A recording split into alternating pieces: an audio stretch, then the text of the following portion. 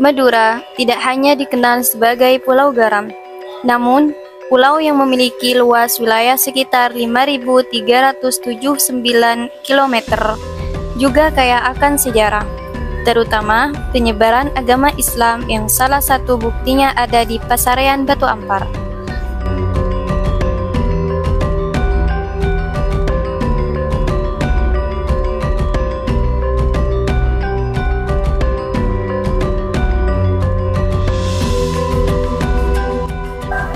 Selamat datang di Pasarean Batu Ampar, Pangkuto Propo, Pamekasan. Izin kami untuk menyampaikan sedikit sejarah tentang Batu Ampar, Pamekasan.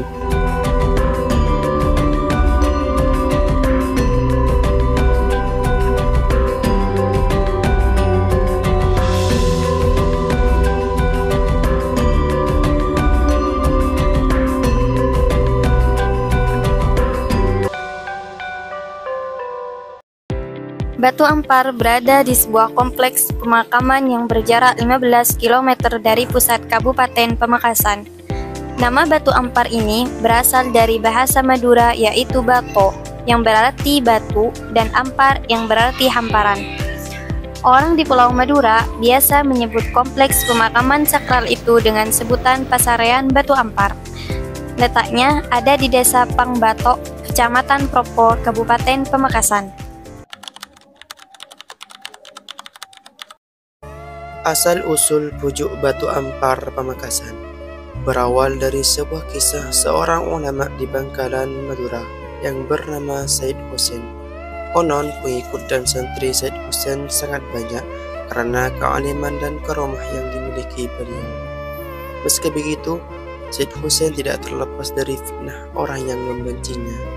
Suatu ketika, seseorang yang iri dan benci kepada Said Husain tersebut merekayasa berita bahwa Said Husain dan pengikutnya telah merencanakan pemberontakan dan ingin menggulingkan kedudukan Raja Bangkalan. Mendapatkan kabar tersebut, Raja Bangkalan gelisah dan merasa khawatir, sehingga pada akhirnya Raja Bangkalan memerintahkan panglima perang untuk menyerang Said Husain. Lalu, panglima kerajaan itu berangkat bersama sejumlah pasukan menjalankan perintah sang raja.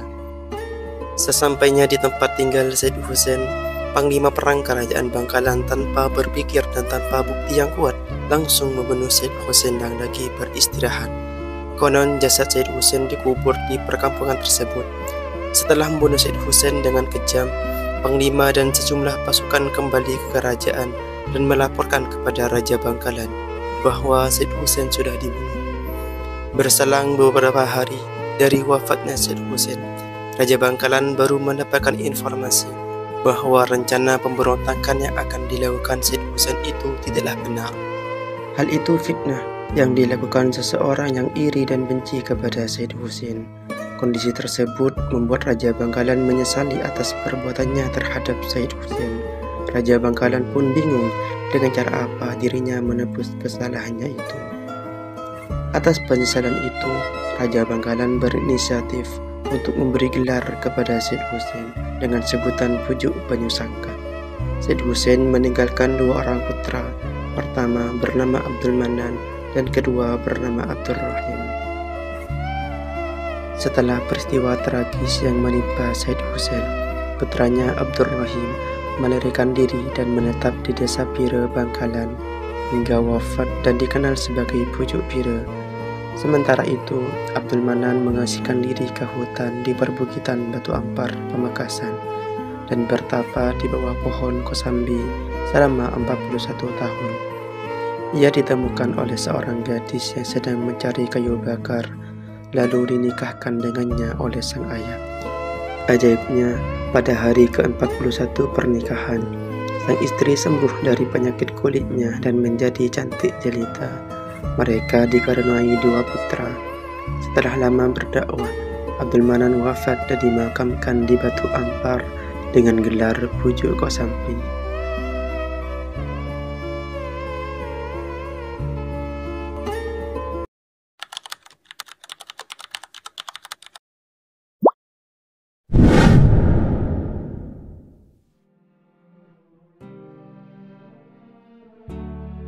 Ziarah kubur merupakan suatu amalan atau perbuatan yang disyariatkan, yang dianjurkan oleh Rasulullah Shallallahu Alaihi Wasallam, sebagaimana dalam sabdanya, "Kuntu nahaitukum an ziyaratil kubur fazuruha." Dahulu aku melarang kalian untuk berziarah kubur, maka sekarang berziarahlah kalian, karena sesungguhnya ziarah kubur akan melunakkan hati, menitikkan air mata, dan mengingatkan kematian. Dan kita diperintahkan untuk memperbanyak mengingat kematian tersebut. Sebagaimana dalam sabda Rasulullah Shallallahu Alaihi Wasallam, "Aktsiru dzikra hadimil ladat." Berbanyaklah kalian untuk mengingat penghancur kelezatan, yakni sebuah kematian, sehingga tatkala kematian tiba kepada kita semua, maka setiap orang tidak akan bisa menunda dan mempercepat kematian tersebut. Sebagaimana Allah Subhanahu wa taala berfirman, "Fa idza jaa ajaluhum la yastakhiruna sa'atan wa la yastaqdimun." Maka apabila datang ajal kepada kita semua, maka kita tidak akan bisa mempercepat dan menunda kematian tersebut.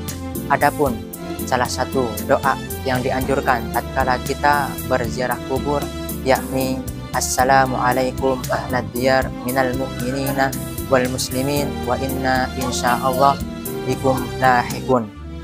As'alallahu lana walakum al-afiyah." Dan hikmah dari kita berziarah kubur, yakni yang pertama, bahwasanya kematian itu akan pasti. Dan yang kedua, yakni hal ini sebagai bekal untuk kita, bahwasanya kita akan kembali kepada kampung halaman yang sesungguhnya, yakni surganya Allah Subhanahu wa taala. Kita berdoa kepada Allah Subhanahu wa taala semoga kita dimasukkan ke surganya Allah Subhanahu wa taala, yang itu merupakan puncak nikmat yang paling tinggi dan puncak kebaikan yang paling sempurna. Amin amin ya rabbal alamin.